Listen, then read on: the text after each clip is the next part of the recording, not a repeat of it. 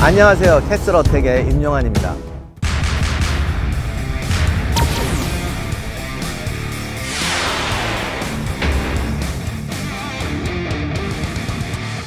우리나라는 특히 산성을 통해서 이 나라를 지켜왔기 때문에 성의 구조라든가 산성을 만드는 철학 속에는 성이 단순히 방어를 위한 담벼락이 아니라 이 속에는 모든 전쟁과 전술, 그 다음에 군사 전략의 교훈이 산성의 구조에 녹아 있습니다. 그래서 성을 통해서 우리는 우리나라의 방어 전략, 국가의 어떤 사명감, 그뿐만이 아니라 전쟁터에서의 전술과 군사적 지침까지도 재확인할 수가 있습니다. 자, 지금부터 저와 함께 캐슬어택 시작해 보겠습니다.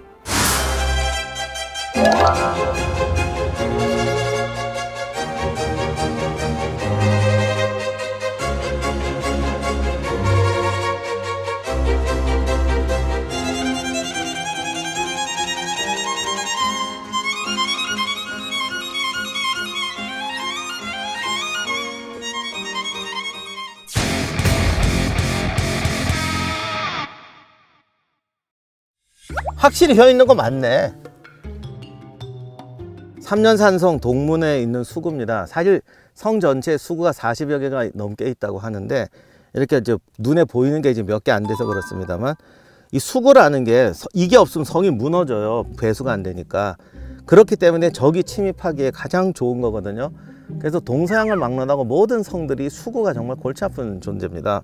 근데 이 수구도 가만히 보면 밑에 받침돌까지 다 만들어 놓고, 이 바깥쪽 동문 성벽이 굉장히 높은데 저 성벽 기단 밑으로 경사가 그저 한 50도 이상 파여지게 돼 있어요. 제가 옛날에 여기 사셨던, 이 동네 사셨던 공무원이신 분을 여기 한번 답사왔다가 만났는데, 그분이 어렸을 때 애들하고 여기서 맨날 칼싸움 하면서 여기 통과해야 어른이 되는 거라고, 이런 거 흉내내면 안 됩니다만 여기서 이렇게 매일 기어다녔다고 그러시더라고요. 근데 이게 자세히 보면 휘어 있어요.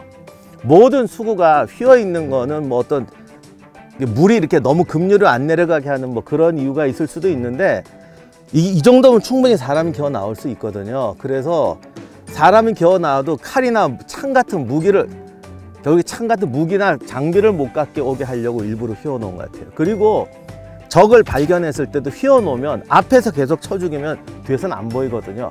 군대는 항상 분열시켜라.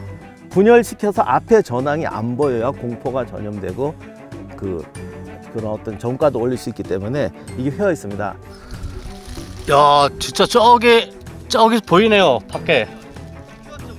예, 휘었어요. 이걸 어떻게 표현을 해야 되나? 어떻게 찍어야 되지? 그 아크로폴리스 올라갈 때 옆에 보면 이만한 수구가 있어요. 그것도 이렇게 휘어 있습니다. 인도에 가서 어떤 성 봤을 때도 보면 다 휘어 있어요. 수구가 휘어 있는 것도 참 다용도로 실용적인 이유가 있습니다.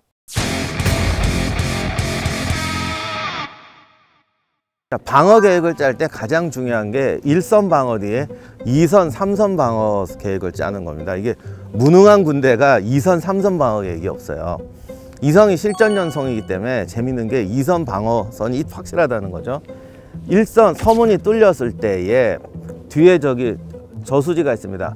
저수지의 용도는 다양한데 일단 성이 뚫렸을 때는 이쪽 저수지 쪽으로는 병력이 집결할 수가 없습니다. 그럼 이 좁은 길을 따라가야 되는데, 여기가 성벽이 비탈이 졌기 때문에 여기서 하나의 성 역할을 하고, 저기 보면 재미나게 자연지형인데 바위산이 돌출해 있어요.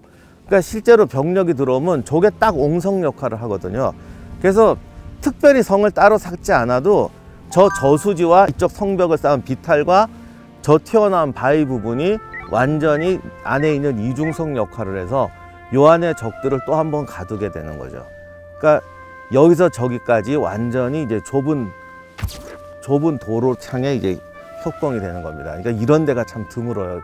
일부러 안에 성벽을 또 새로 쌓아야 되는데 요 바위 하나 때문에 이게 이런 아름다운 구조가 나오는 거지. 그러니까 여기다가 성 쌓으려고 했던 찾은 분이 보면, 보온이라는 것이 전략적으로도 중요한 건데 여기에 이렇게 기가 막히게 좋은 성벽 하나 안 쌓아도 되게 지금 자연이 만들어 주잖아요.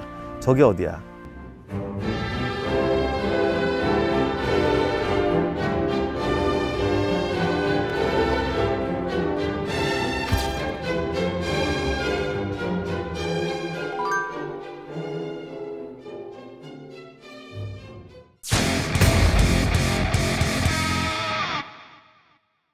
근데 진짜 대단해. 이거 그냥 놓고 봐도 진짜. 그러니까 이게 보통 무서운 것도 장난 아니야. 주워온 게 아니라 다 깐 거죠, 이게. 전부 깐 거 아니야. 여기가 지금 안쪽인데 성벽이 잘 남아 있는 부분이거든요. 보면 되게 높잖아요. 여기 허물어져서 그렇지 실제 높이는 이거보다 더 높았을 거거든요. 그럼 최소한 6m는 넘는다는 거예요. 이게 왜 중요하냐면 보통 성이 공성구, 운재 같은 게 붙어서 함락을 못 시키려면 최소한 6m는 넘어야 된다고 돼 있어요. 그래서 조선 문정 때 전국의 읍성들을 조사했더니 3.5m 넘는 성도 많지가 않은 거예요. 보통 3.5m, 4m 이 정도밖에 안 돼요. 이거는 지금 남은 부분만 해도 6m가 넘었잖아요. 근데 문제는 이게 안쪽이라는 거지. 요즘 바깥으로 나가면 여기가 능선 정상부기 때문에 제일 산 등선이 제일 높은데 2m로 10m 이상 급경사가 져 있어서 저 밑에서 보면 20, 30m가 넘는 성벽이 됩니다. 이런 성벽이면 사실 그 유명한 콘스탄티노플 1000년을 지켜줬다는 콘스탄티노플 성벽도 실제로 가봤더니 뭐 6m, 8m 정도밖에 안 돼요. 그러니까 콘스탄티노플 성벽 쳐다보는 것보다 저 밑에서 쳐다보는 게 훨씬 높다는 거예요. 그리고 안에서 봐도 그냥 이것만 봐도 우리나라 웬만한 읍성보다 높아요. 그러니 이 정도면 우리나라에서는 아주 훌륭한 성입니다. 그런데 밖에 내려가면 이게 3배가 넘는다는 거예요. 그러니까 이게 삼년산성이 그 수많은 실전에서 버틸 만한 대단한 구조를 가지고 있죠.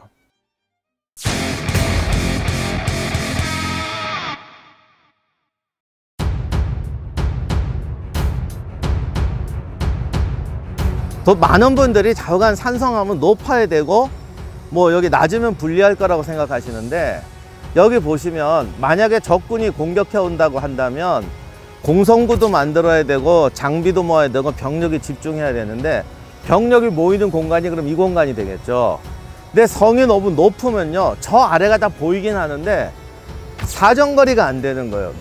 위아래 거리도 너무 높으면 돌을 쏴도 그게 제대로 안 날아가죠. 그러니까 낮은 것 같지만 여기는 대신 바로 저 앞에 공격하기 위해서 적군이 집결하는 모든 작업장과 공성구가 끌고 올라오는 지형을 포격도 되고 사격도 된다는 거예요.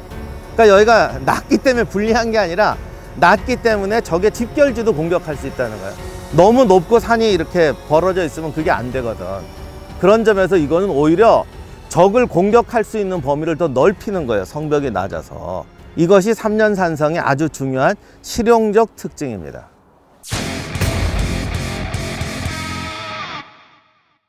삼년산성에서 제일 신기한 유적이 성문지였는데요.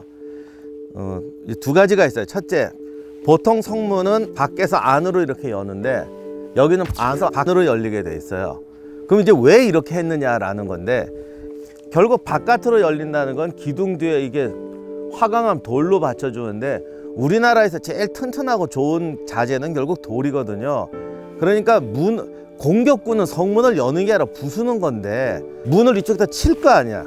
치는데 돌로 이 프레임을 짜고 밑에까지 이렇게 놓으면 그만큼 성문을 단단하게 유지할 수가 있고 안으로 부셔서 밀려고 그래도 이 밑에 돌 자체가 지침대가 돼주는 거죠. 그러니까 돌 프레임이 하나 밑에 걸린다는 건 상당히 강한 것이고 그 위에 또 쌓을 수도 있잖아요. 그러니까 성문 깨트리는 걸 방지하기 위해서 안에다가 석조 프레임을 넣는 걸 위해서 안에서 밖으로 열도록 만들었던 것 같아요.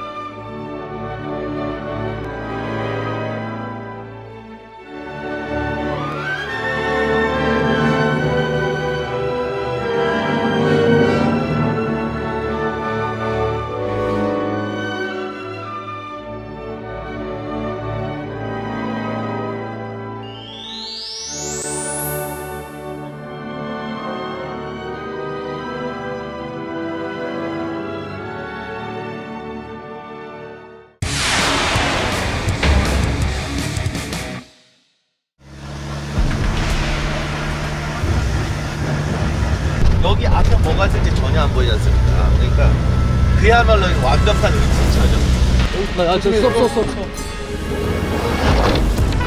좀 더 와도 돼요. 와, 여기 빠지겠는데? 야, 이거 못 가겠는데.